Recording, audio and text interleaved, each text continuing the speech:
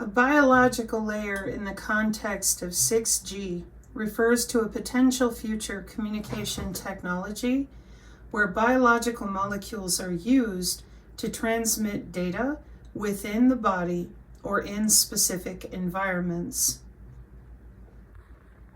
Molecular communication is also how they manipulate the weather. It's how they manipulate geofences. It's how they are growing crops with drones by manipulating the air particulate.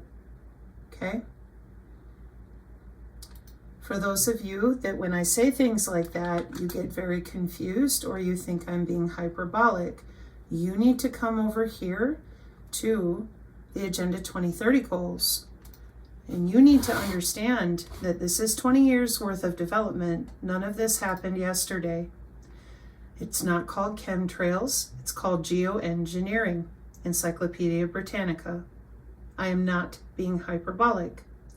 They declined to tell anyone that they were manipulating the genomics, the omics of our atmosphere, plants and animals, and everything in between for 30 years now. It did not happen 5 years ago. These human augmentation goals that nobody talked about are rested and nestled in 30 years of synthetic biology commercially. That means that R&D was done 30 years ago. Okay? The smart cities are already built. Cognitive cities are their upgrade. But 2030 is finished. So, when we talk about the biological layer is the physical layer security in a 6G network, and we have scholarly articles right here. We have emerging technologies from Frontier in May 5th. What's the first thing that you see? Molecular communication. That's right. So I'm going to pull this out now. Okay. And one of the things here on the channel that we are consistently bringing up is the molecular communication here in 2014, talking about top-down nanotechnology. This is 20 years of these bio-nano machines. At the nanoscale, it's not necessarily a nanotechnology. It's simply that small at the nanoscale. It is a bacteria, a DNA, an RNA, a molecule. It's that small. Notice that it says artificial cells, genetically engineered cells to perform coordinated actions in an aqueous environment. How much of your body is water? Okay, this is 2014 at the IEEE Communications Society, okay? And the reason that so many of you are having so much trouble with our channel is because we have people on the X who are very educated, okay?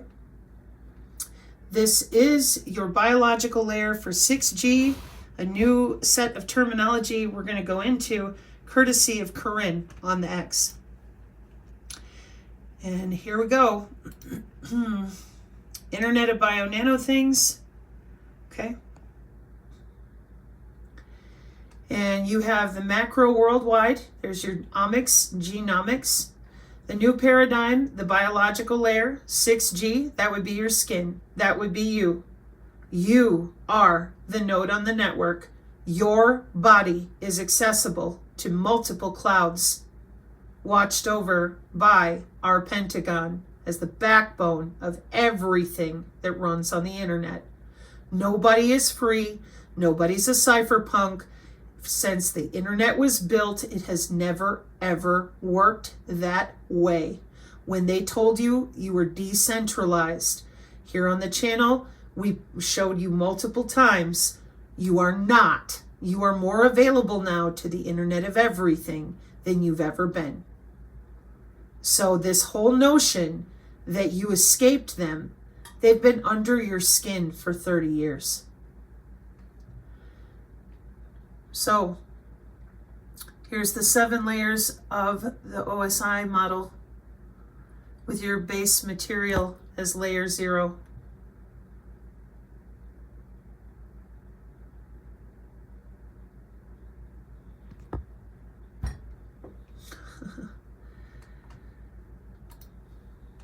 And I'm looking to see, here we go. Never done anything. Because my Brave browser shut down, probably because I got too much stuff open in it. I have some other things that I want to bring up, but I wanted to make sure I put this here first. Now to help bring us through this, the next speaker is an Underwood Distinguished Professor in the School of Integrated Technology, Yonsei University. He is now an Editor-in-Chief of the IEEE Transactions on Molecular, Biological, and Multi-Scale Communications. He has served as an editor for the IEEE Communications Magazine, the IEEE Transactions on Wireless Communications, the IEEE Transactions on Molecular, Biological, and Multi-Scale Com, the IEEE Wireless Communications Letters, the IEEE Transactions on Smart Grid, the IEEE Consort Technology News, and the IEEE KICS Journal of Communications and Networks. Ladies and gentlemen, let us welcome Professor Chan-Byoung Chae. Now, before we start listening to him, if you listened through those first 53 seconds, one of the publications they mentioned is this one. Molecular Communication 2014. We've shown MIT. This is why I cautioned the physics nerds, and I implore you to get your ass over here, please, because people are going to need you. They took a bunch of the sciences that go with the human anatomy they're using that is naturally electrical and naturally magnetic. And they have tethered that human anatomy to the cloud for over 30 years. Now, I appreciate that to a lot of people, when they find out that the aura is human anatomy, they devolve mentally. That has to do with the social engineering of 100 years of lying to people and making sure that we didn't talk about the aura in the common layperson vernacular with anything less than abject disgust. Who would be so stupid as to believe in something they cannot see? Well, your IEEE Society on Biology and Medicine can see the human biofield just fine. It's measurable in multiple ways, especially nowadays with advanced signal processing and our smart dust. So the day and age of telling people that the human biofield, the aura, is Curlian photography, religious, it's for the shaman, those days are done. 30 years of going to work on this, and people don't even know anymore that their heart is electrical because of these jobs and the secrecy that has facilitated all of this industry. What industry? Human augmentation. See, that's why I told you, biophysics people, you need to get out in front. This is your world. And it is what they call it, and it is Brownian motion, and it is diffusion, and it is molecular. You're just sitting there. You can't just sit there. You've got to stop letting people believe in the woo. You need to help them understand that we're under the skin and that they are the node on the network for anything related to sixth generation wireless.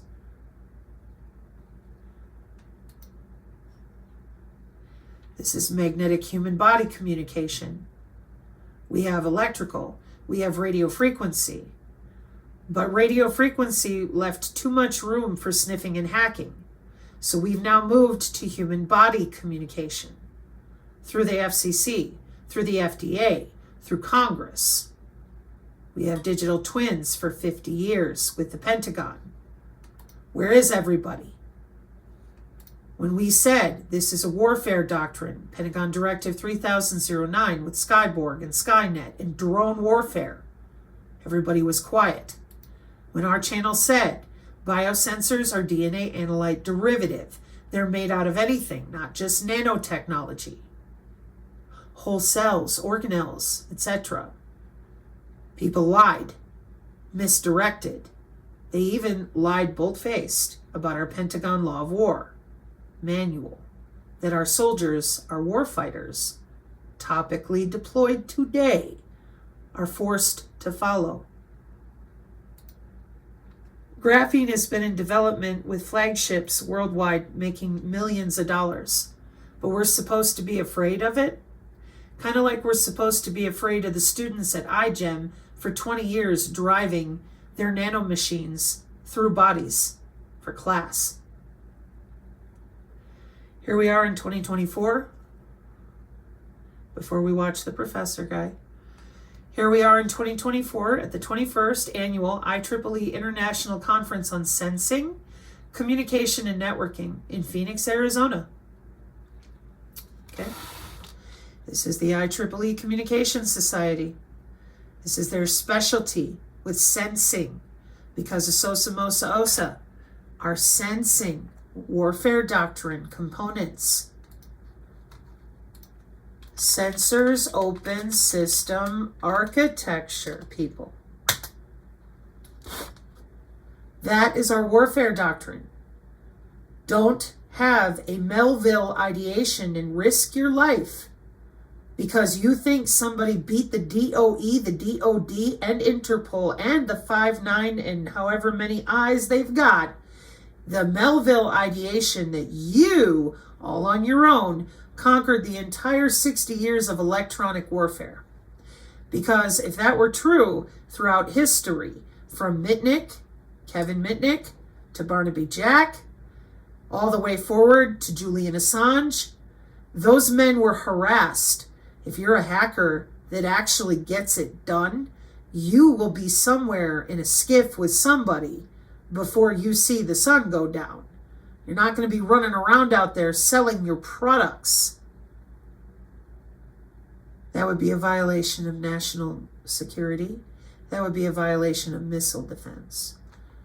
It's called WOSA. See, when I click on Sensors Open Systems Architecture, that right there is a Reaper and a Kratos, an MQ-9. MOSA, people, Modular Open System Approach. So what is WOSA? Because all 5 branches of your military are using this. Okay? Excuse me. It's an ecosystem of sensors, military grade, industrial as well. See the IEEE over here? So what is WOSA? Because it's SOSA, MOSA, OSA, CMOS, FACE.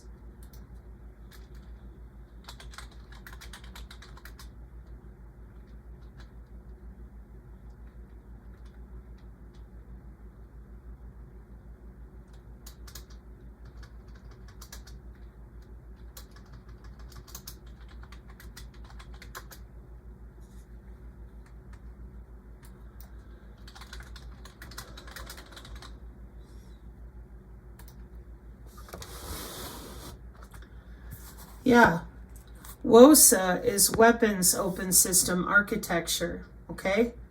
So when we talk about Sensors Open Systems Architecture, we are equally talking about missile defense because the sensor systems are ubiquitous.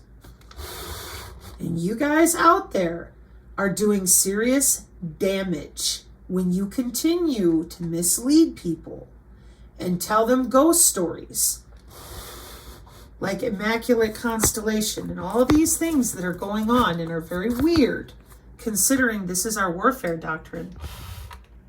Okay? Pardon my screen. So, electronic and electromagnetic warfare being around for 60 years, we are watching the biosphere with all these sensors. The 50 years of digital twins and the real Air Force Research Laboratory augmented humans. It's not a joke. It's not sci-fi. It's 50. Digital twins have been simmering for half a century. That is 50 years.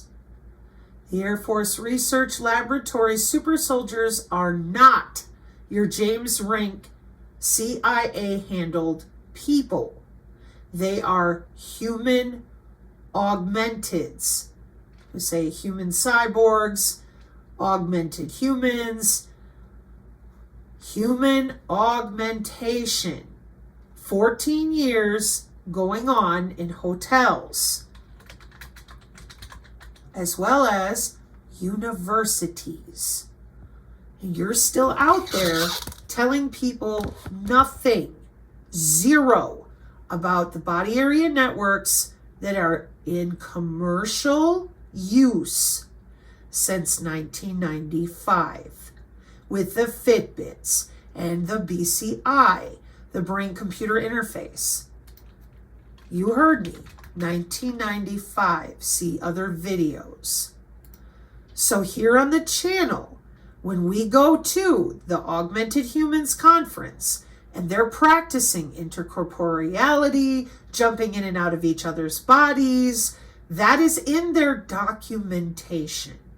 Here it is all the way back to 2010, and they've got conferences coming up this year too.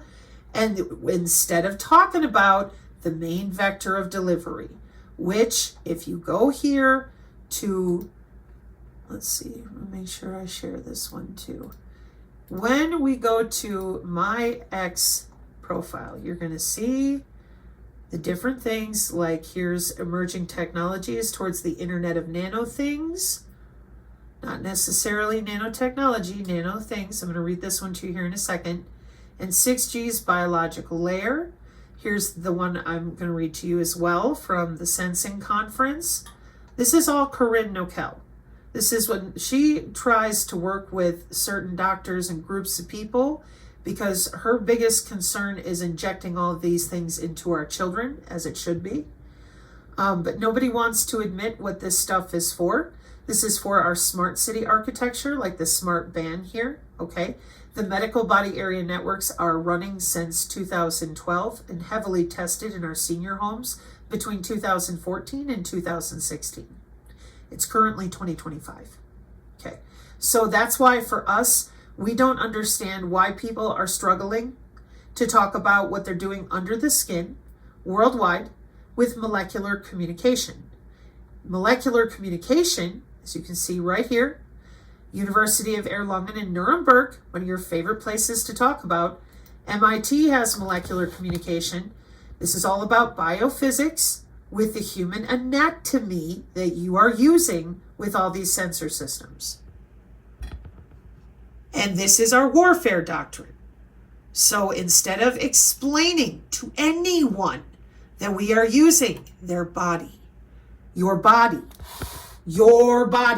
skin, your cells, that would be the node on the network. Your body is the network, period. Body area network for network-centric warfare.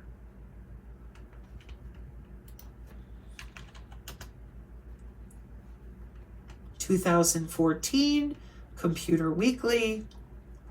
The network does the killing.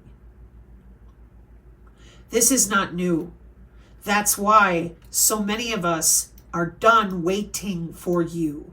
And it is also why, in my opinion, all these people have suddenly popped up in the last month or so and been like, hey, wait a minute, that Psinergy channel talks about this stuff. Yes, because your truther community refused, which we still cannot figure out. Right now, in this moment, most of us are still trying to understand, why would you lie about drone warfare? Why? What is going on here? Why is this so difficult for people? It's our current warfare doctrine. This isn't funny. This is terrifying. It really is. Because those of us here on the channel, we've been watching the Lethal Autonomous Weapons Statement. We taught all about the grid, where the gig, the sensor systems, the system of systems is often used to describe the results of these massive integration efforts. And you guys out there are not talking about the reality of any of this when it comes to the human body. But it's everything that they're doing. It's everything they're running with Palantir, Maven, Lavender AI, Gospel. This is how it works. Because it's a warfare doctrine. Guess what's involved in all those networks? Your body area network. And then it's a circular argument because DISA and CISA need to get someone formal out there and make sure the American public knows your body area network is protected. Right now, everyone's just standing around going, oh, golly gee willikers, let's FOIA the Department of Defense for about 50 different open source documents. I don't need a FOIA. It's not hidden. It's right there. It started in 2012. It has multiple changes. They're all wide open. So we have got to tell people, hey, you guys ever heard of Lockheed before? Have you ever heard of BAE Systems? Have you ever heard of Northrop Grumman? Okay, that's all. You remember with Dr. Pais when they're talking about NavAir, etc.? Yeah, 60 years of electronic warfare. How about L3 Harris? Yeah, isn't that something? More than 60 years with Northrop Grumman, L3 Harris, BAE Systems. Yeah. So what is electronic warfare and how does it work? It works by dominating the electromagnetic spectrum. And they have. And then we were told, no, Sabrina, electronic warfare is only for tanks and planes. And I said, you're being disingenuous and you're full of crap. If that were the case, electronic warfare wouldn't have made so much money in the last 60 years because all you would have needed to defeat it is to send in a human body they couldn't see. They couldn't read it. They would have to go around it with their tanks and planes.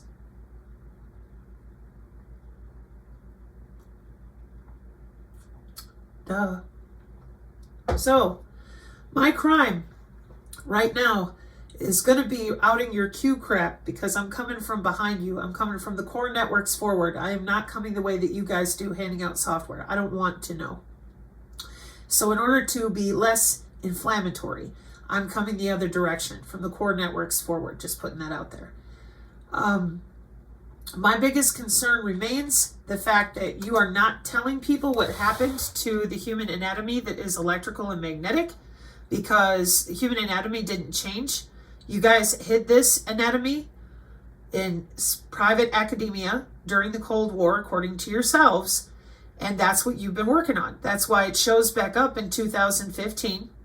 Used to be on the NIH back in 1906 or 1910 or whatever, but it disappeared along with bioelectromagnetics.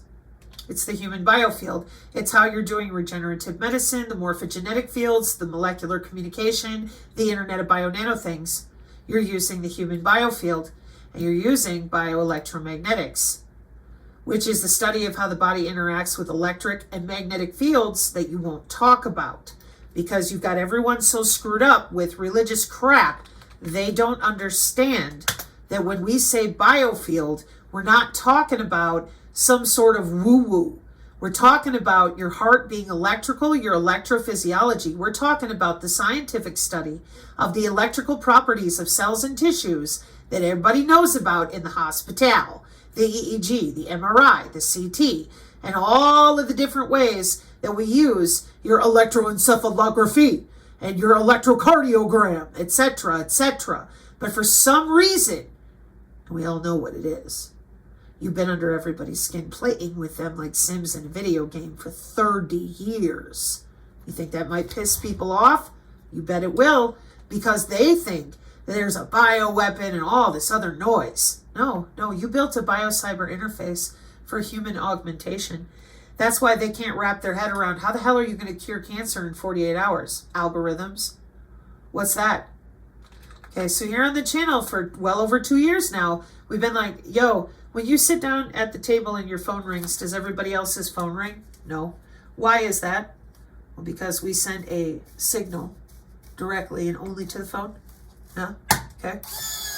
So now you're going to tell me that we don't have a way to send a signal to the electrical and magnetic anatomy you don't admit to, you know nothing about, and you've grown up believing literally doesn't even exist, but now all of a sudden you're an expert, you're totally good.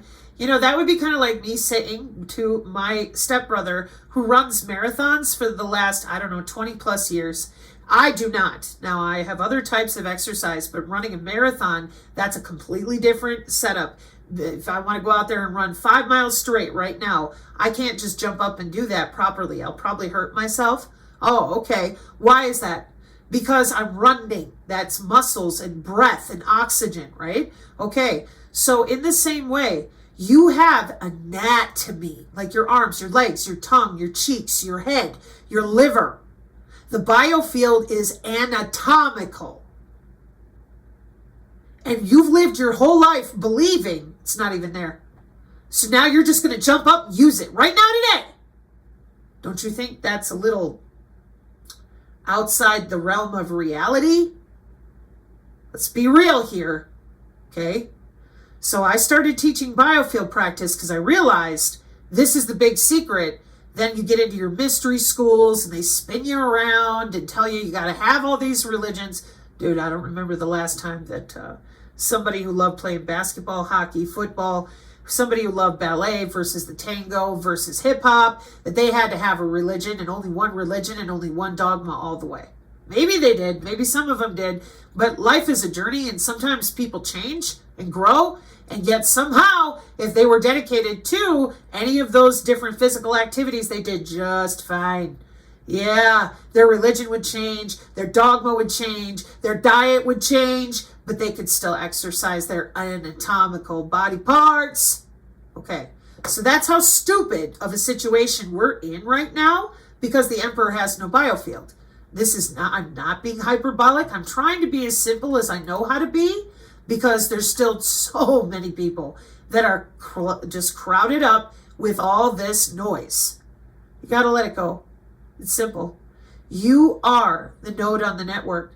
And the way that they're doing it is they're using the anatomy nobody ever allowed you to learn or talk about, because it's all caught up in information surveillance and reconnaissance with Skynet and automated machine learning systems, AI, drones, with 60 years of making that happen.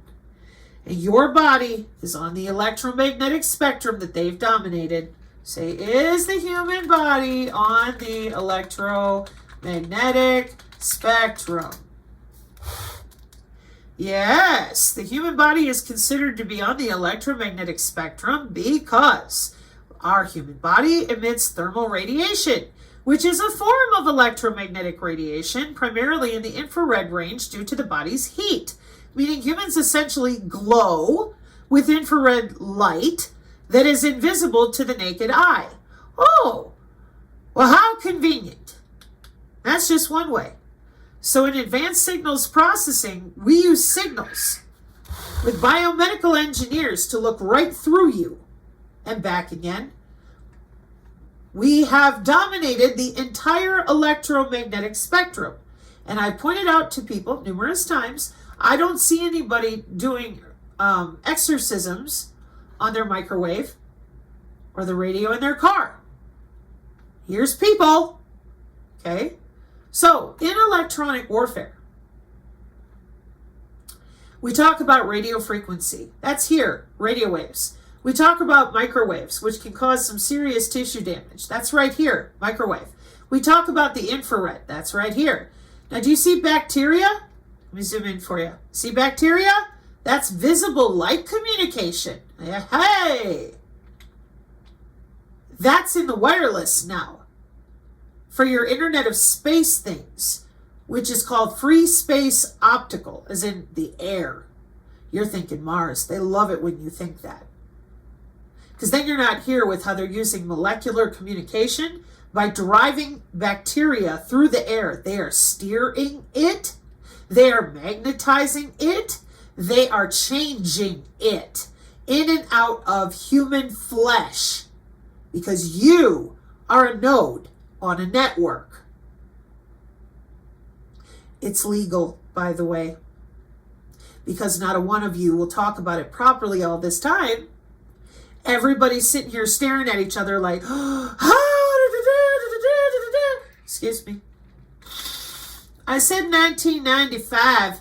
That's cyber biosecurity with the Department of Homeland Surveillance here. Sorry, security.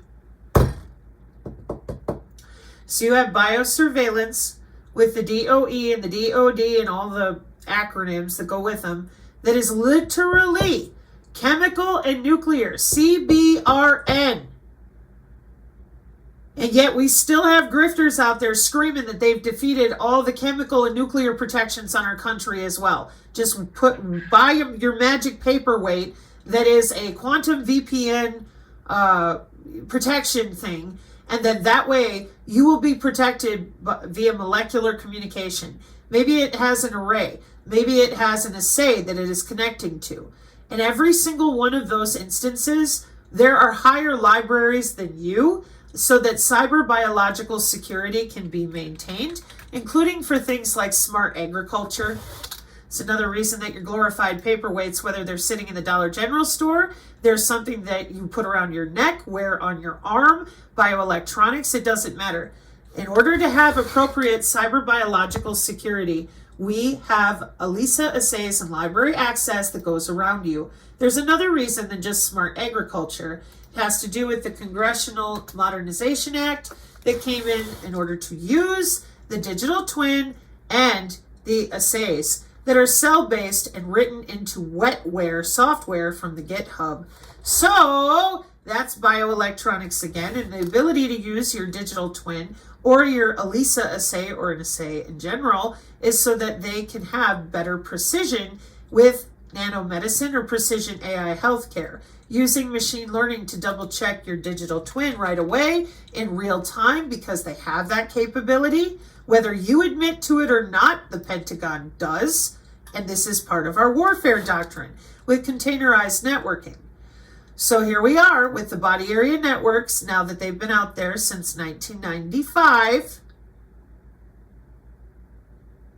And so they're fine logging in and out of the body, converting your biological signals to digital signals so that they can watch you in that database that I am pointing out to you repeatedly, that you need to stop ignoring the DOD and the DOE for that matter. Okay? So when your phone rings at the table, nobody else's does, and when they send a signal to or from your body, that's a biological signal, and we show the taxonomy of biosignals and how your phone, even just your phone, processes all those signals in and out of that algorithm, which is your digital twin. 50 years of this, you got it. Electronic warfare, that's right. What is the common vector of delivery for any payload? Whether we're using the terahertz, the nano, the optogenetics, the optogenomics, the signals themselves, high frequency, low frequency, what is it? You're looking at it. Your biofield. That's the human anatomy they're using for every single one of these systems. At different calibration of frequency. Show you again. Ultrasonic using infrasound or sound waves. Wake up radio with the terahertz. High frequency electromagnetic waves. Your magnetic field only. Electrical field disruption only. Or just run electrical current and electrocute you just a little, just a little. That would be low electromagnetic frequency. Oh. And anything in between for signals processing. For every biological signal you've got in your body. That's right. What do you think Signals Intelligence and Masont and the rest of them have been doing with electronic warfare all these years? Just sitting in there next to big radar dishes playing cards?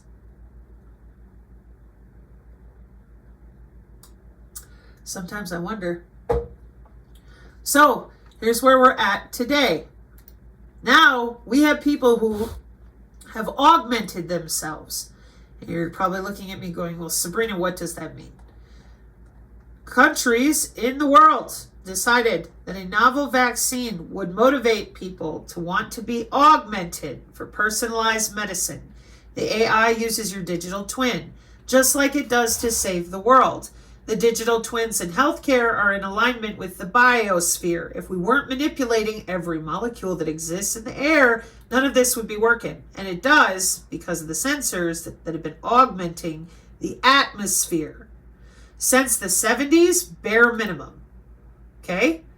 So you've got your atmosphere, the water, cloud-based telemetry, the smart city, the Department of Transportation Vehicle to X, which means everything, and your smart data everywhere. You have the biosensors for soil, food, pathogens, drugs, toxins, water, disease, environment, and you. And they are made of these bioreceptors, nucleic acids, proteins, whole cells, anything they need to be. So because nobody said anything other than there's a little girl who is crying, the planet is dying, give us your money and go get your butts into a 15-minute city. And the rest of us in the world who said, wait, what? 5 years ago on or whatever, it didn't matter because, see the market share down here? Okay, one more time. There's market share for augmenting humans into something called Human 2.0. There is no accident of what you're looking at. This has been since 2022, passed in Congress. We got our biosurveillance watching the body area networks. The drones are growing crops. Okay. Did any of you explain to people that you've been logging in and out of their skin for 30 years for things like pacemakers and implants? No. Did you say anything about 10 years of commercial brain-computer interface starting their coffee pot with their mind for fun? No. Okay. Did you say anything when the lethal autonomous weapon systems went live? No. All right. Okay. How about the conferences? No. All right. Okay. So no wonder that when I say this is a military doctrine of war, they're like, I don't understand. How could that be? What are you talking about? I'm so stupid. I don't know what a drone is. And then the Pentagon gets out there and says, yeah, it's an immaculate constellation. Wow. That's just incredible, don't you think? And at the same time, look how deep under the skin they are. You are the node on the network, and your central nervous system is their personal backbone. This is one of our bingo card papers. Have been over it and over it. Here's another example of that intra-body area networking none of them will talk about. 30 years, not 5. 30. Totally legal. Why? Who doesn't want enhanced intelligence, enhanced sensing, disease-free bodies, sports optimization, digital hardware enhancements, enhanced strength, increased attractiveness, optimized diet, extreme aging, digital biometrics, ubiquitous and continual monitoring? I don't want any of these things. Well, tough cookies for you. You're part of the biosphere. And they are definitely in phase 2. Okay? So we have a bio-cyber interface that goes with all these different protein folding, 1,000 molecules programs, synthetic biology, and not a bit of this is new. Not a bit of it. They just didn't tell you what they were doing to the atmosphere or their own bodies. Okay? So, all the way back around, we are using molecular communication in order to augment every molecule anywhere, anytime, and to use those molecules as carriers for bacteria whenever we feel like it. Here on my primary channel, we have things like the Medical Information Conference in 2025, 25 years of nanobioelectronics, a little snippet of the wban, the direct where you can find it on the archive, us.archive.org from the NSA for your treasure map stuff from the Doden the other day. I thought this was a cool video somebody forwarded. I'll be getting back into this stuff, but I wanted our team to see it because quantum teleportation coexisting with classical communications and what? Optical fiber. That's the dark fiber and other things we've been talking about with optical body area networks. So here's Ian Hearn. So this happened from 2020 to 2023. Light responsive nanomachines for targeted eradication of bacterial pathogens and localized infections. So we're going to send in the nanomachine bacteria, and it's going to respond. Antimicrobial resistance is a major health concern worldwide, necessitating the development of novel antibiotics. Molecular nanomachines are synthetic organic molecules that can penetrate lipid bilayers using a rotational movement. That is molecular communication, okay? That is why, for my side of things, it's very obvious, it's right there, it's deployed, we're using it, okay. For the rest of you that keep scamming people and claiming that you're a biomedical anything, but you don't know what I'm talking about, I strongly encourage you to help people get educated, rather than continue this fenestration and acting like you're stupid. These are your jobs. People are going to school for this. People are training for this. We need to be respectful of that, don't you think? Okay. So one of the most exciting new ideas being proposed as part of the future 6th generation push toward innovation, this is Frontiers, Communication and Networks journals, okay, is the incorporation of a biological layer. The introduction of biological layer promises to usher in novel uses for communication and networking technologies and environments and at scales never before imaginable. The concept of a biological layer follows the development of the emergent nanoscale communication paradigms, molecular communication, and terahertz communication. Pardon my nose. Molecular communication, which takes its cue from natural signaling processes, like the bees signal the flowers, is said to take a bottom-up approach, while terahertz is said to be more of a top-down one. These innovations have allowed engineers to expand the boundaries of information and communication theory into hitherto uncharted territory, such as the inside of the human body, water pipelines, and toxic gas chambers.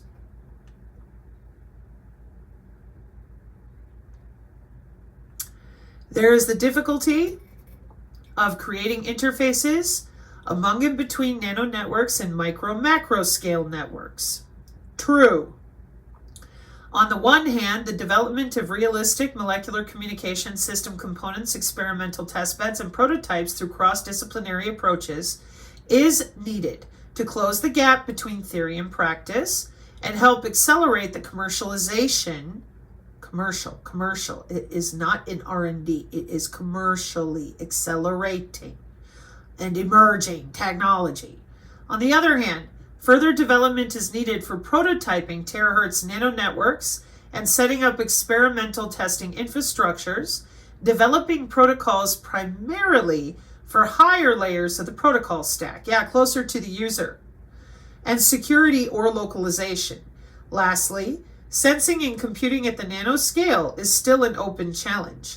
Therefore, this research topic solicits state-of-the-art research outcomes that investigate, model, and propose solutions to potential challenges in order to realize the full potential of the Internet of Nano Things that is motivated by, but not limited to, molecular communication and terahertz technologies. We welcome original survey and review contributions. And here's their topics of interest. Protocol stack and framework of the 6G's molecular biological layer. Modeling and characterization of channels for the subsystems of an Internet of Nanothings system. Simulators and experiments testbeds to validate the theoretical models. Low complexity PHY layer methods. Signal processing, modulation, detection, source and channel coding. Noise and ISI mitigation techniques. Other high layer techniques. Localization, multiple access, collision avoidance, latency reducing, molecular multi-input, multi-output, cross-layer protocol, relaying and routing, and security techniques. Interface between molecular communication techniques or biocyber interfaces between molecular communication and terahertz-based systems, conventional macro-scale networks. Nanoscale sensing and computing techniques, metasurfaces and graphene-based devices and systems. Standards, datasets, and unified cross-disciplinary performance evaluation metrics. Applications of AI, machine learning, and Internet of Nanothings systems. Applications fields, medicine, industry, environment, and defense. So where are we? We are in manuscript submission deadline, the 30th of May, 2025. And this research topic is still accepting articles. And again, frontiers in communications and networks, non-conventional communication, emerging technologies. The biological layer is used. Sorry about my squeaky thing here. For instance, the Internet of Nanothings could consist of two different molecular communication-based nano networks, diffusion-based and neuronal-based.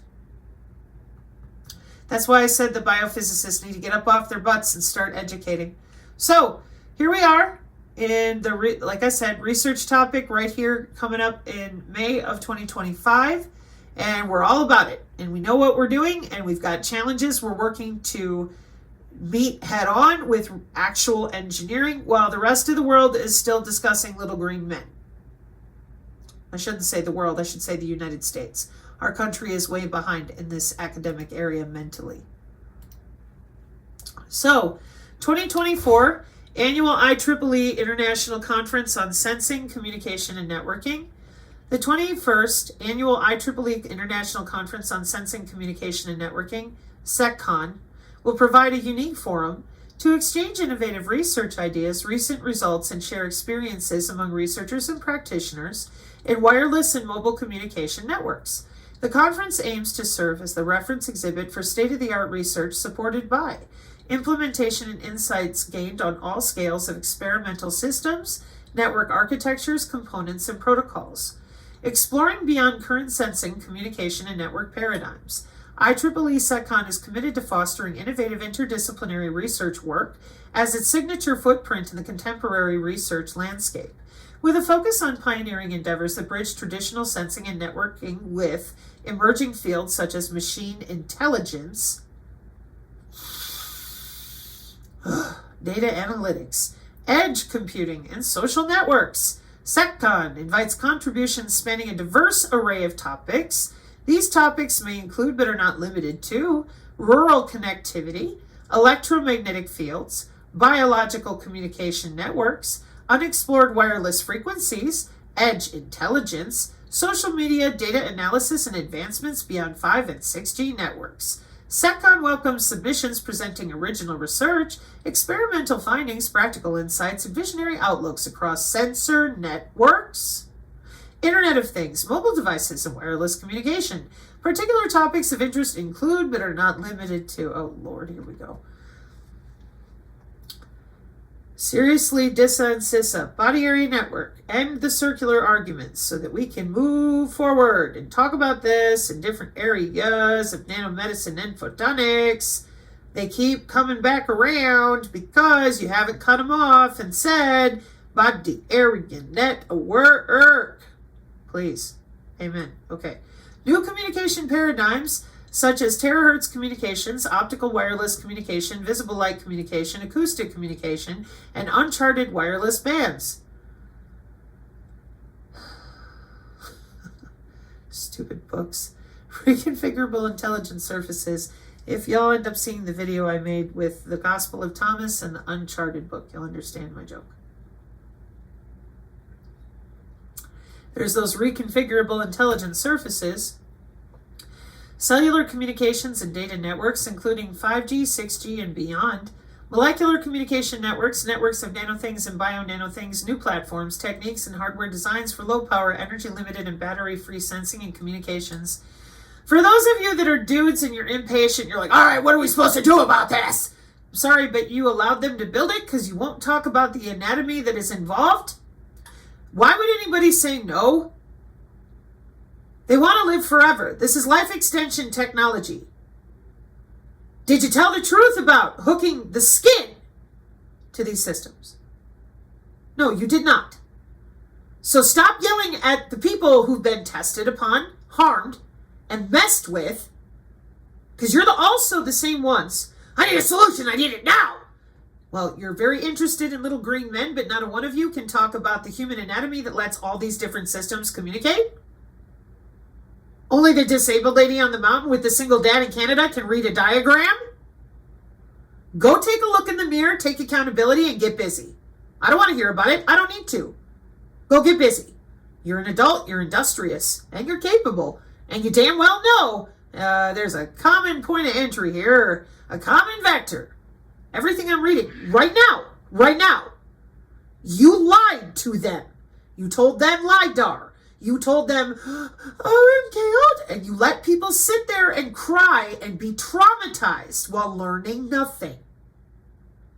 That kind of hurts the neuronal networks, you know, because they go, uh-oh, they're going to tell me really bad things and I'm going to get emotional. I'm going to feel like shit for the next 4 hours. That's not the brain opening up to learn. That's the brain shutting down and then working to discern and then going, oh my gosh, that was terrible, horrible, awful. Oh, I don't want to do that again.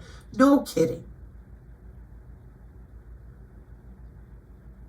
Did you get back from the mirror now? Okay, good. So here we go. Molecular communication networks, networks of nanothings, bio-nanothings, new platforms, hardware designs for those field programmable gate arrays with the very large-scale integration.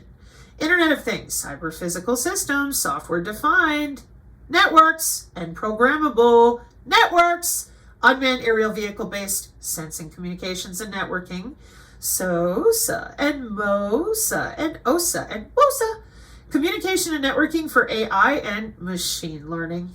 This is a page at MIT.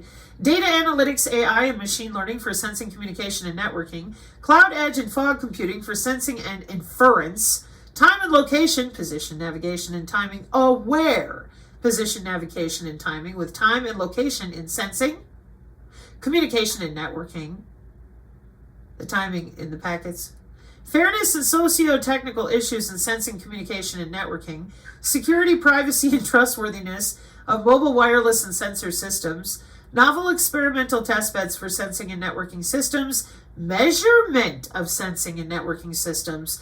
Deployment experiences in sensing, communication, and networking. Sensing, communication, and networking in challenging scenarios. In-body networks, underground, underwater, rural, and low-income areas, space. Resilience, dependability, and sustainability of sensing systems. Agriculture, industry, energy, transportation, water, and other smart infrastructural systems. Autonomous driving, industrial internet, public safety systems, and smart cities.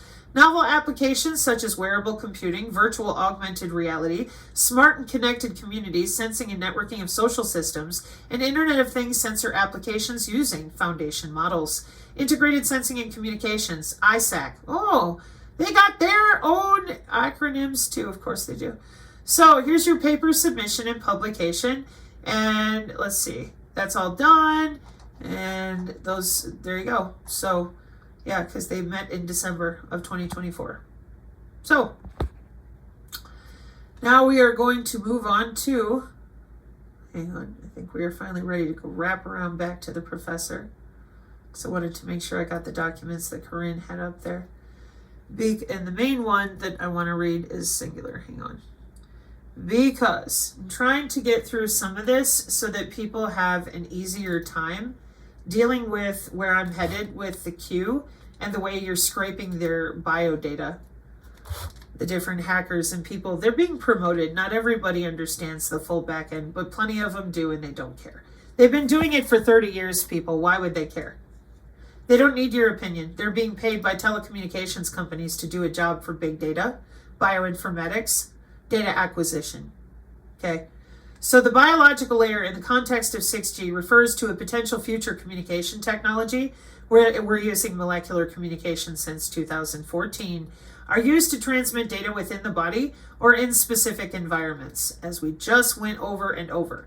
So what I suggest people do is you click on scholarly articles so that you can get a good idea of what you're dealing with here. Okay, 2020, 2021, 2023, 22, 24, 2020, 2019. Oh, I've got a bio layer, of course we do. And let's see, ecosystems and future perspectives, 2021. You're seeing MDPI, ResearchGate. We're on Google page 2. So now we're going to go to Google page 3. Wireless healthcare, 2020, IEEE again. Communication modeling for targeted drug delivery under the bio-DOS attack and 6G molecular networks. Visions and Insights, 2020, 2022, 2024. Yep. So when you are looking for these types of topics and they're this fresh, that this is what you should expect. This is what you should see. Like this Wiley online library link. Let's just pull that really quick and take a look. This is what we should see. Potential concepts and key advances for a ubiquitous, adaptive, indigenous, microengineering and nanoengineering in a 6G network. December 2022, International Journal of Communication Systems at the Wiley Online Library, right? The wireless communication is an integral part of human life, which has evolved from 1G to 5G, where prime emphasis is on the enhanced mobile broadband, ultra-reliable low latency, and massive machine-type communication. Did you know that? Did you know that things have changed? Did you know that we're using a lot of machine-to-machine communication now? It's not just ye olde cell phone and you. A lot of people get mad at me because, why are you talking down to me? I promise you, I am not. I am not.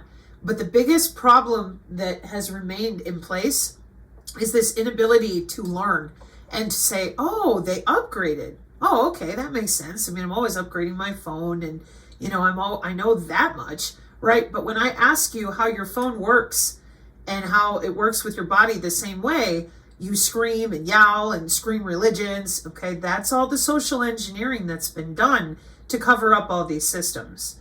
These are the systems of the human organ trafficking that you all claim that you're so wired about, and the same criminal cabal people using them. So that's why it's really important to be completely transparent now and stop playing around pretending that these things haven't been developed for 30 years. Excuse me, that's how I feel about it. And in all these industries, colleges, I mean, that's where we always are. We're here again. And that's why, to me, when I ask you basic questions about how your phone connects to the wireless and you scream that, you know, Odie knows more than everybody, even when the Disney Channel shows you we're using the skin. And then those of us here on the channel are spending hours and hours and hours repeating the same data because the rest of you literally can't believe that they upgraded the mobile communication technology we use with cell phones. Don't you find that to be egregiously ridiculous on its face? Because most people do. We're like, come on, you are not that stupid. Nobody is. And let me upgrade you. We're used to it, man. It happens all the time. Okay, so they're using machine learning. That's your Skynet and Skyborg. Yeah, that's the mesh networking. You're not decentralized. You're more in mesh than you've ever been. So further, we are working towards the 6th generation network where microtechnology and nanotechnology. 2014, molecular communication. It's a biocyber interface, not a bioweapon. Human augmentation for 11 years now. Yeah, their system works just fine. It would be great if we can learn about it, huh?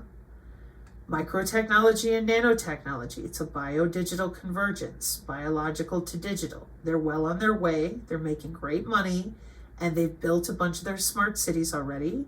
It's life extension technology you're looking at here. Okay. Will play a key role to provide worldwide coverage, increase spectral energy cost efficiency, and improved intelligence and protection. This paper emphasizes on the prime enabling technologies that are enabled by the microengineering and nanoengineering and 6G framework in 2022 to meet these needs. Started with a detailed study and analysis of 6G networks as an evolution from 1 to 6G and prime difference between 5 and 6G. Further, the potential 6G dimensions, architecture of microtechnology and nanotechnology designs and key techniques required in 6G networks are explored in detail. Moreover, the role of cognitive technologies for your cognitive city upgrade for development of micro and nano perspective in 6G networks is presented. Furthermore, after discussing about the application areas, finally the prime research challenges and potential future research directions are illustrated. Okay, so those of you that are still way behind and just terrified of the future that we are currently in, those of us with children are begging you, would you please, pretty please, join those of us with children and start learning. because it's not going away. You're not turning it off. You're not turning it backwards. This is it. It's already here. It's already done. We're going to tear down towers. The towers are not the problem. See where it says sensing layer down here? Okay, this is MDPI again. Exploring the role of 6G technology in enhancing the quality of experience for mHealth multimedia application. Watch this. What is a mHealth multimedia application? It's probably going to be health apps. That'd be my guess. Yeah, mobile health apps, deep learning and multimedia healthcare applications. Because everything that you're doing and signing in and telling the app, it's, what's the difference between a health app and an mHealth solution? Let's see. Mental health apps, because you're telling them everything about you. Let's see what you have to say. Monsanto. Are you kidding me? Instead of Monsanto. Anyways.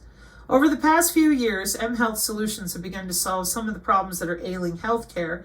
mHealth is paving the way for better data management, doctor-patient communication, reduced hospital admissions, medication adherence, and remote patient monitoring. mHealth solutions improving outcomes in measurable, repeatable ways by connecting patients with their doctors. In 2017, mHealth captured $23 billion in revenue, with an estimated growth rate of 35% annually over the next several years. What is the difference between a health app and an mHealth solution? Health apps are application programs that offer health-related services for smartphones, tablets, PCs, and other communication devices. The most popular categories of health and wellness apps are sports and fitness, activity tracking, diet and nutrition, weight loss coaching, medication tracking, sleep cycle, stress and relaxation, meditation, menstrual period tracking, pregnancy, hospital selection, and appointment tracking.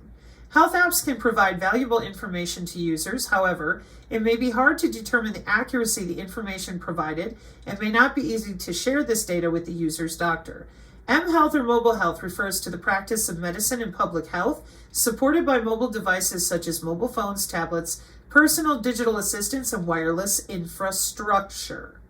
That would be your mesh networking or your little beacon on the side of the bed with your paperclip size heart implant.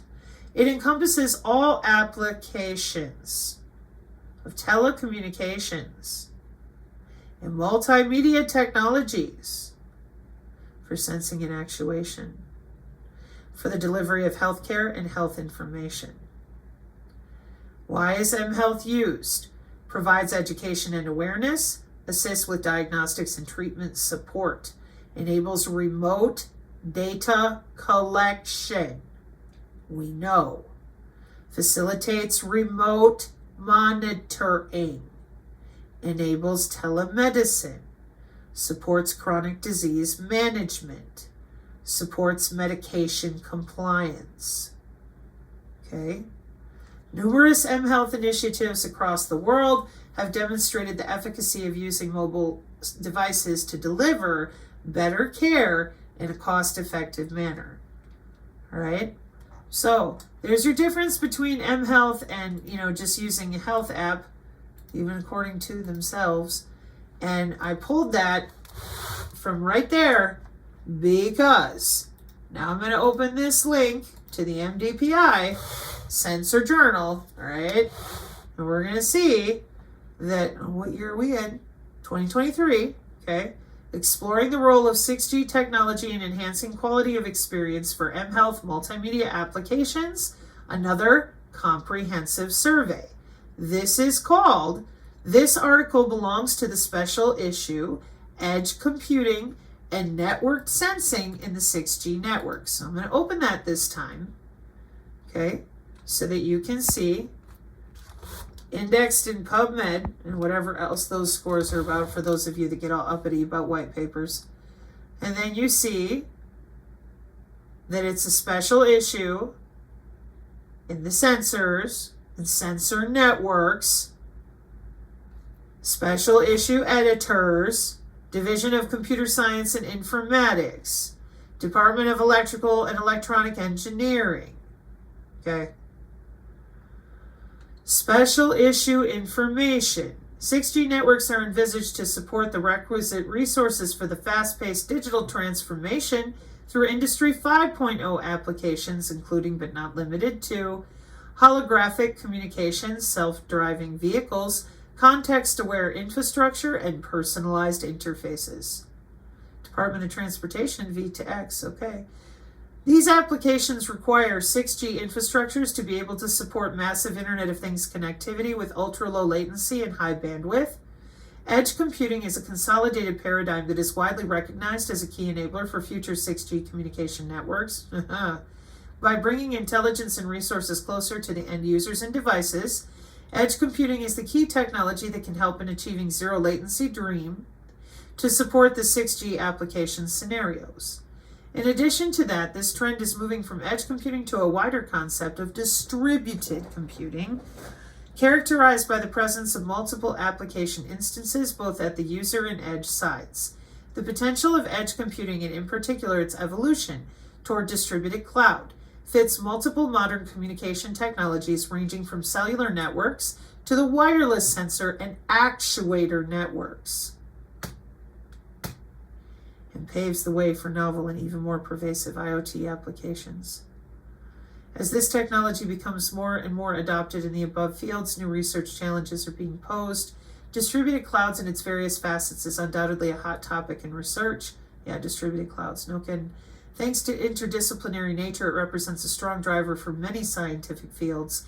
In this special issue, we aim at collecting research contributions from multiple fields, and we invite academic and industry researchers in computer science and engineering. I'm waiting for any one of these days, for all this time and energy spent on the Masons and the Illuminati, that they're just going to suddenly appear in these documents, but they never do. It's always you, computer science and electrical engineering and engineers. Oh, and communication engineering, as well as information communication technology industry engineers and practitioners, to contribute with original articles in all aspects of edge-based 6G enabling technologies, having a particular focus on the Internet of Things and the industrial Internet of Things context. That IIoT is the little box I always show you for my personal folder down there. The topics of interest include, but are not limited to, edge computing-based applications for the Internet of Things, novel architectures and application for distributed edge computing, Internet of Things-based service migration, banking as a service. Oh, he's shut down the CBDC. That's because banking as a service is what they're using. Orchestration and adaptive management of the network edge, edge-based support for 6G architecture for industrial Internet of Things applications, distributed and federated learning approaches for edge computing, AI, machine learning to support optimization for network slicing. Barely touched on that yet. Edge-based support for ultra-reliable, low-latency communications and critical applications, modeling system architecture and deployment for edge-based 6G applications, edge-based mobility as a service. That's another one. Edge computing for smart materials, like living engineered materials, engineered biological entities, and what is that? Engineered living materials. Edge computing for multi-object tracking, edge-based gaming, edge computing for super intelligent Internet of Things, edge-based deep reinforcement AI ML model training, edge computing for situational and contextual data processing, edge-based Industry 5.0 apps and tech, performance evaluation of edge computing systems, blockchain and security for edge computing for embedded systems, OpenAI Azure system on a chip, organ on a chip, brain on a chip, organelles and organoids, IIoT and intelligent manufacturing. Oh, I'm sure they're LARPing. Yeah, it's just, I mean, and what did I just get done reading to you? The whole of their special issue. Now we get to go back to just the one article in which all of those types of people, engineers in computers and electronics, they're kidding. They're LARPing. mHealth is not real. It's not really making money. It's not really being advertised as such. We're not really making all the hospitals turn over their files to this electronic health record type of system. Since 2012, we've been mandated all over the place. The FDA is involved with Congress, but your man friend or these rando grifters online, surely they know more than the people doing these jobs. Is that what we are now being asked to believe? Because I'm telling you, it continues to escalate past the point of ridiculous. It really does.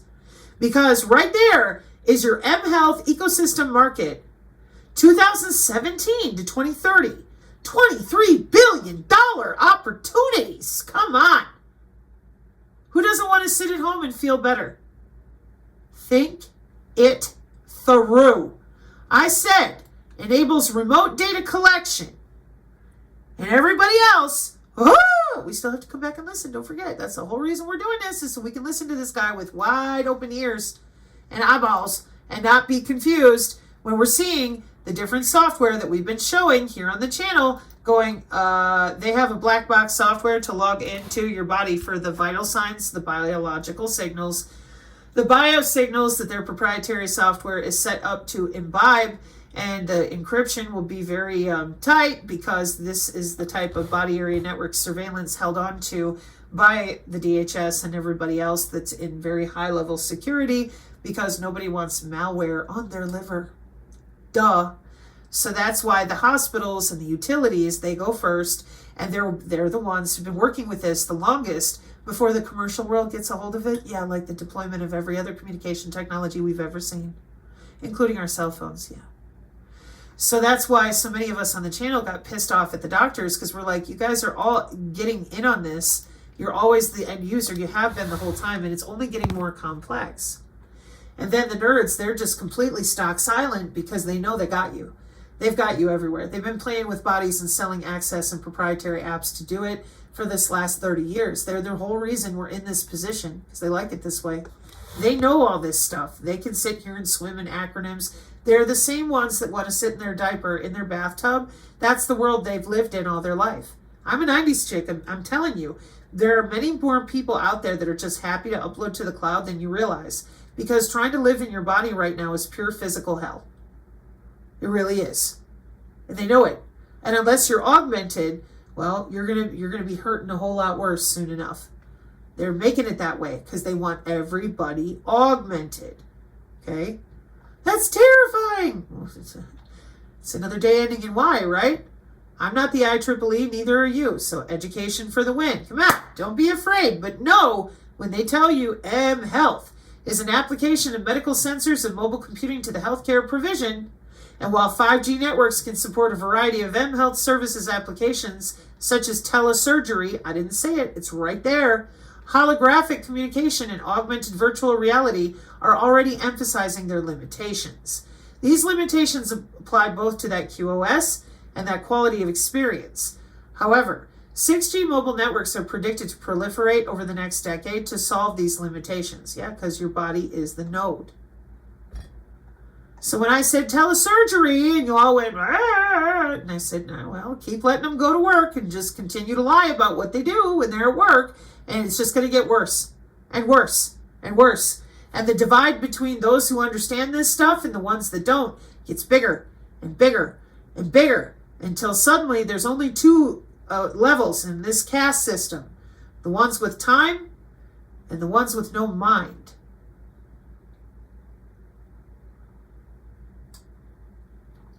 So, as you can see, BCI, holographic, remote doctor, patient monitoring. It's always the same. It's all for our healthcare, and it's always these doctors and these people logging in and out of the body. That is what, and that's what the system is. That's how it works. That's what it does.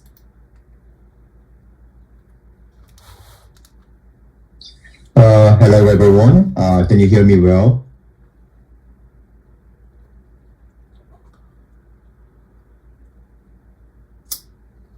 Hello everyone.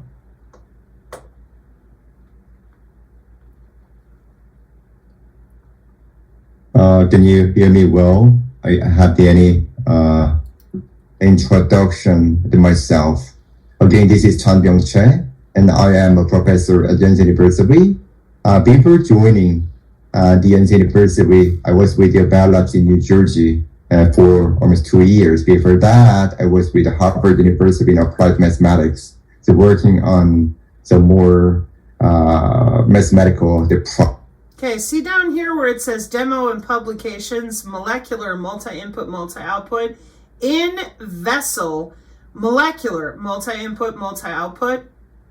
Okay, This is for people that listen to the Rubinstein. That woman is super dangerous to your mind. You need to be very careful if you're going to imbibe that level of disinformation, because a heart doctor that claims they don't know anything about this right here, that's some dangerous space I would not enter into academically or intellectually. Professor Jornet is another one, but this is already 2 years ago. And this particular way that they're dealing with cardiac issues, the intracardiac network for the geofences as well, this is information that people need to understand is very real and very present in our arsenal of weapons, because we're not dealing with a singular bioweapon, we're dealing with a biocyber interface, okay? And that interface is at multiple points on the body as well. So here we go. 15 minutes for the Q&A. So I will try to deliver the key messages with not really many math equations. So my talk consists of the main 3 parts: the fundamentals of molecular communications, and also the communication theory for the molecular communications, and finally, so we will have some test bed and prototype results to validate our some new novel concepts. So, in the first parts, I will start with quite famous researchers like Einstein and Brown and many others. In the second part, so we're going to cover like channel models and modulation techniques and detection algorithms. And we will also see the prototype results. This is a new communication paradigm. So seeing is believing. So we need more like a prototype to believe this concept is feasible in practice, right? All right, let's move on to some fundamentals. Our research area has gone through a series of the revolutions with the introduction of new communication media, sometimes from wires to air, and most recently, even to liquid-based media. So the introduction of such different communication paradigms has catalyzed the development of the novel applications that were previously unthinkable. So most recent of this paradigm is molecular communication, which facilitates healthcare applications involving intra-body networking. So by providing a means of communication through the ubiquitously connected blood vessels, like artery, vein, and capillaries, the molecular communication-based e-health applications, and it enables a lot of the new Internet of bio and nano things services.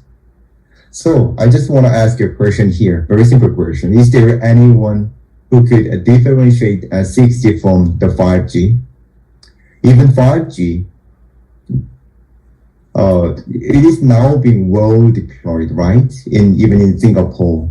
But I believe there are some limited killer applications for 5G. In 6G, maybe beyond 6G, B6G. So we're going to have quite different applications. That's why I here claim biological layer on top of well-sized 7 layers to support the e-health applications. So sometimes we call our technology radio frequency part is layer 0. So here we add one more possible approach, layer 0, instead of having our technologies for the other applications. So to realize the IOBNP in practice, here we have a conceptual some figure. So the health monitoring scenario, the spotlight here employs the nanomachines that can communicate with each other via molecules, so that the system can have a better biocompatibility than a system employing the electromagnetic component. So the machines are capable of adaptively transmitting and receiving target molecules in any application in industrial environments with the help of the state-of-the-art nanomachine technologies. So for this application, we should first understand the fundamentals of molecular communications. And I will get back to this slide after the introducing some technical details. So then, what is nanocommunication networks? It interconnects the several nanoscale machines to carry out sometimes complex tasks or sometimes simple tasks in a cooperative manner. So there are two types of nanonetworks, electromagnetic based and molecular based. So for the molecular communications, a nanomachine sends, receives information encoded molecules, as you can see from this figure. So suppose we have, so we can easily design the system like this. Suppose we have a controllable spray. If I spray perfume, just for example, and you can easily smell it, and you can decode this smell into like a binary 1. But after some time, which indeed is related to the symbol period, if you don't smell anything, you smell nothing, you may think, oh, I sent a jitter. So this is a very simple demodulation and demodulations for the molecular communications. So we here compare the differences between the traditional electromagnetic communications and the proposed molecular communications. So obviously we have the totally different carriers. We do not have the electromagnetic wave for the molecular communication. And due to the nature of the chemical diffusion, the propagation speed is extremely slow. The thing is that here, we're not arguing we should replace 5G millimeter wave networks with the molecular communications. We have the quite different applications, and we believe that this approach is quite useful for some other applications in 6G era or in the B6G era. So we have the totally different applications, and we have different resources, and encoded information is also quite different. So I know it's hard to believe this concept that theoretically is possible, but what about in practice? To answer this question, I prepared a very short video clip. So let's watch first.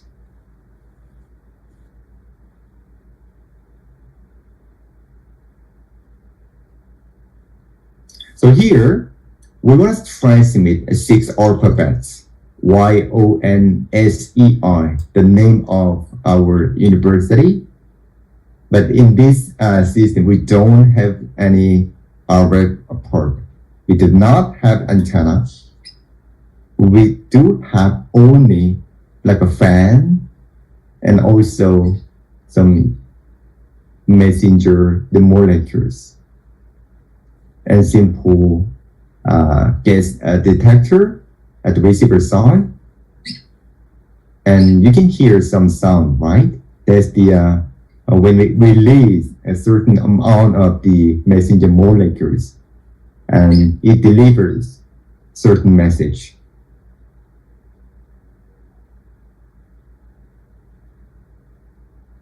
And finally, so we successfully received the 6 alphabets.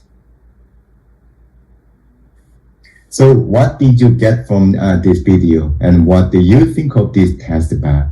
You know, this is the first communication test bed without any other technologies. So surprisingly, we were able to deliver the some alphabets, right? Like YONSEI.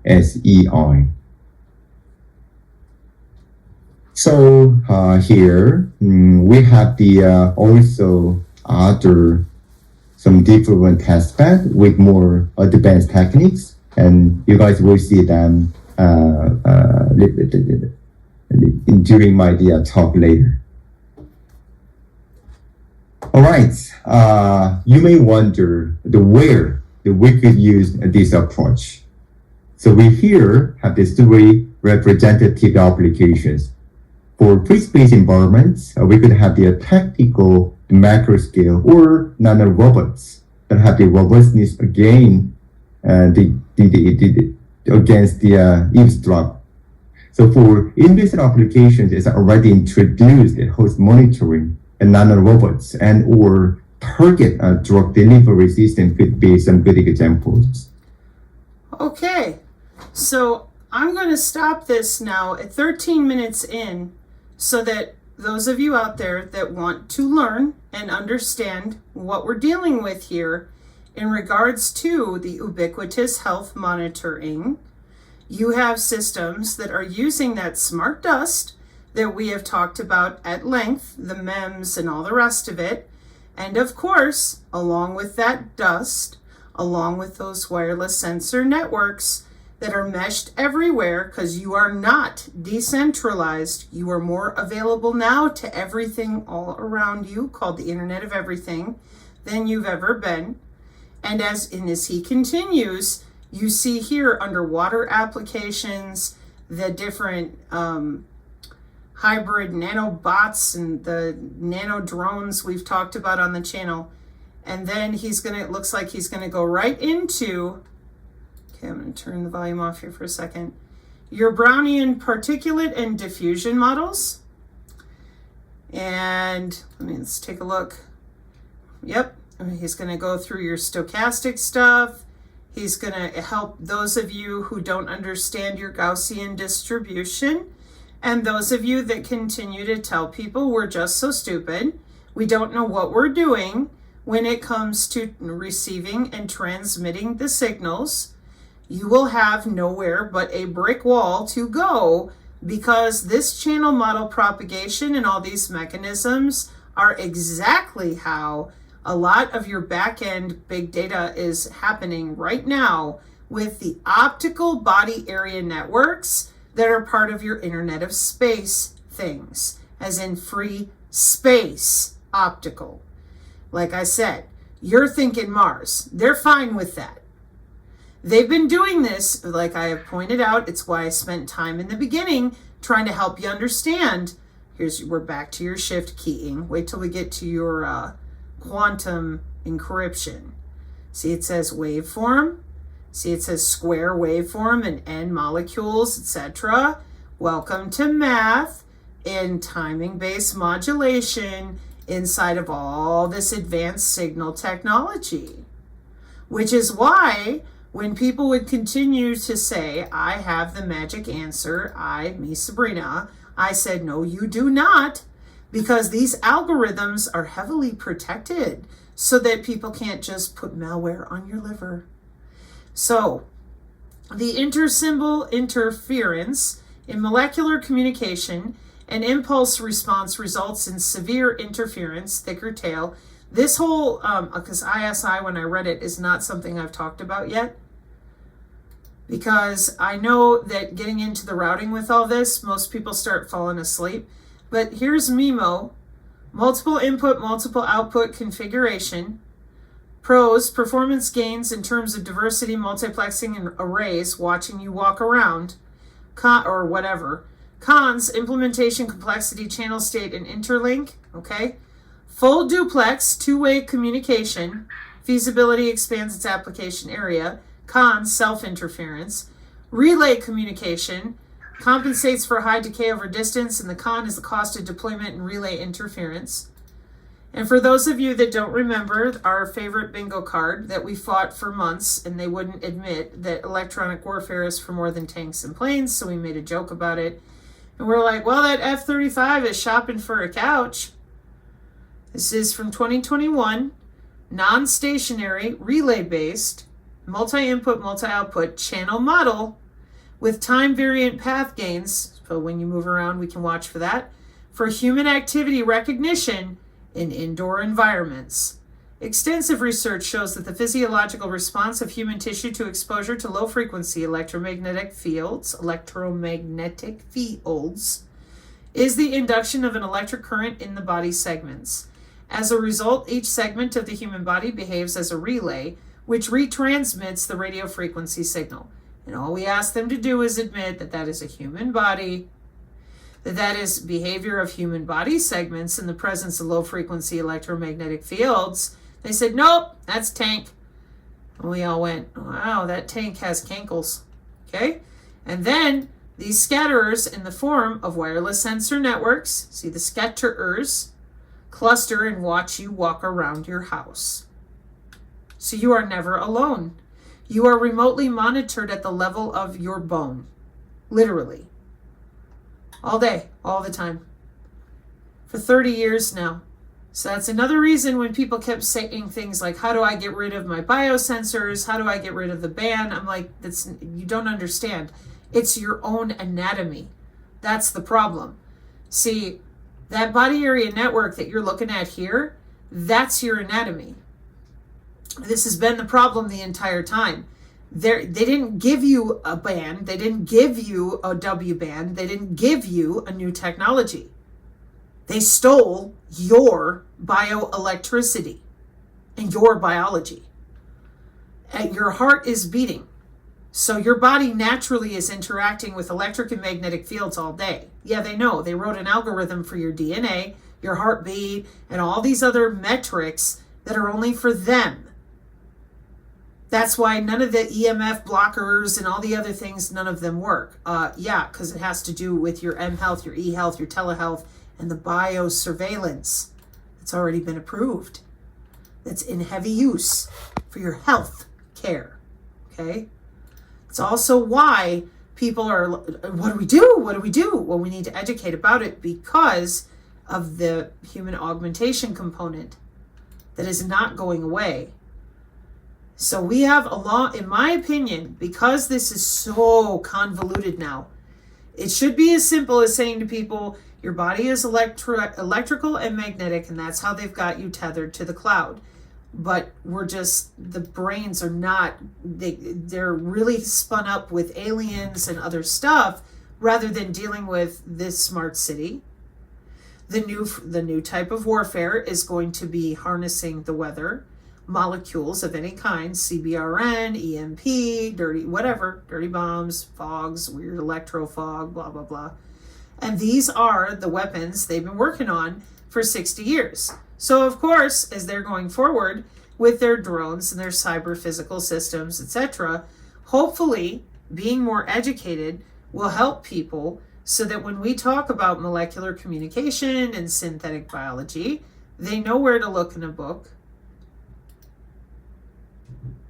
Okay? And instead of people being afraid of all of this, they can start to get caught up and understand that, like it shows here with free space channel, vessel based channel, underwater channel, that they can start showing other people from their own perspective the way some of this works already, so that we can get on with talking about the artificial neural networks and the other ways that they're sensing and actuating for the 6G using our body. Intra-body networks interface with the outside world, liver, cancer cell monitoring, pancreas, heart, brain. Okay. Special thank you to Corinne, as always, for bringing up these important papers. This is an ex-education post for those of you out there that just may not know any of this. And you are the new people that have hit the channel, and so you're looking for the best places to go and read and research. Corinne has the best diagrams. Non-Vaxxer 420 has the largest library. I strongly recommend your Babes with Brains on the YouTube. They do a really good job. And of course, as I said, if you're following Corinne, you'll have plenty of different papers and the body-centric nano networks that come up. People do not seem to understand that this is not something they're going to turn off. It's not going away. It's a little bit separated as far as the governments and the politicians dancing around. So it's pretty important that we get caught up to what they do have deployed and try not to go backwards anymore with the endless circular arguments that we know are only there to keep people away from understanding what's happening under their skin with our medical community, molecular communication, the Internet of Bio Nano Things, and the Biocyber interface. Education for the win, folks. Mark 5:36. Amen. Thanks, Corinne. May you be blessed, lady. Amen.